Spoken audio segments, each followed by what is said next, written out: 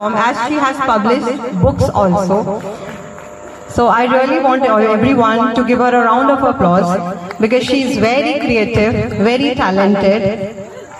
writer, Rashmi, and she is here to say to recite a poem for all of us. पुरुषर आरोप पुरुष कहूची हाथ पेटी करी से नारी आउ पाइबो कहूं नारी ठारू परा नारीत्व गलानी आलो नारी तू नारी होई करी ना तरुणी वयस यौवन उन्माद कळ कळ होई जाउनी बही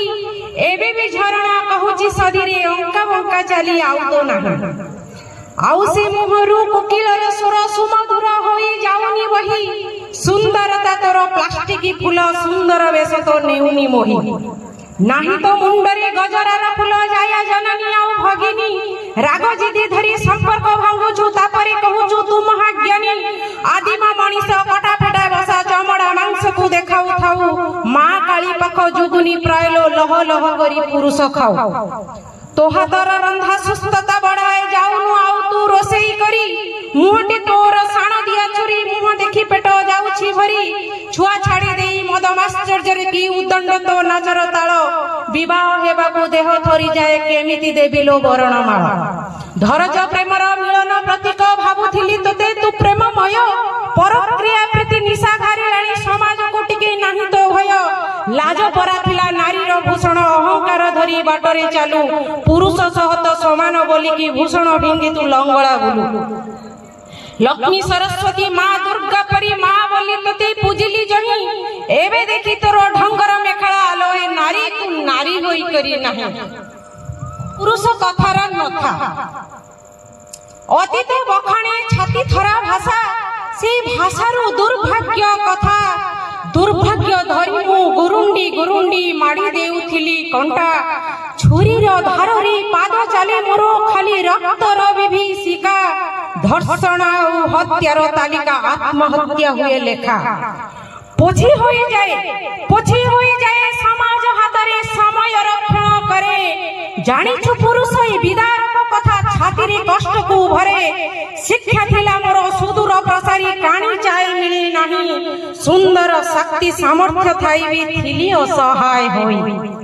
फूल होई तुम गलारे सहित तुम सुता जननी जाया सब रूप मोर कसण पुरी तो टिके भी नथिला दया मने अछि सेई नगेली चरित्र अभया निर्भया कथा कुंदुली बेमिरा न्याय मागुछंती धर्षित से मधुस्मिता प्रेम प्रतारणा यौतुकर कष्ट पाउथिली समाज रे तोर आउ तो परिवार पई प्रतिटी निमिष सारे तोर वंश को बढ़ेइबा पई मो वंश को भूली केते नाचार थिली मुसे दिन ओढणी मारी के चले ठिकोना को तोरो निजर करी की खोजुथिली तोरो बाहु तो बाहु बळरे लहु भरुथिलु आज तू दायिका देउ तंबा पात्र परी तोहर चरित्र घसी माजी देले सफा माटी माटी हम थरी पड़ी गले चरित्र मोर दफा शिक्षा भी पाइची सशक्त होईची सामर्थ्यर पराकाष्ठा कृषि शिक्षा युद्ध विज्ञान रे मुही देखाइची मोर निष्ठा गर्भ ठारू मां पुओटी चाहे झियोटी तार बोझ आज ता विश्वास बढीची मोठारे देखि करी मोर तेज पितार कोलर राजकुमारी मु एतिकी सम्मान देले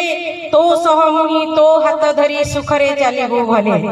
मांस लोभी होई धन स्वार्थ पाई जेबे तू भल पाइलु सुख शांति श्री सब हराई जीवन पथरे चालु बाहुरी धरी जो कुष्मांड फल को एठी सेठी खाली धाई तथापि कहूछु मोते आखे परी मु नारी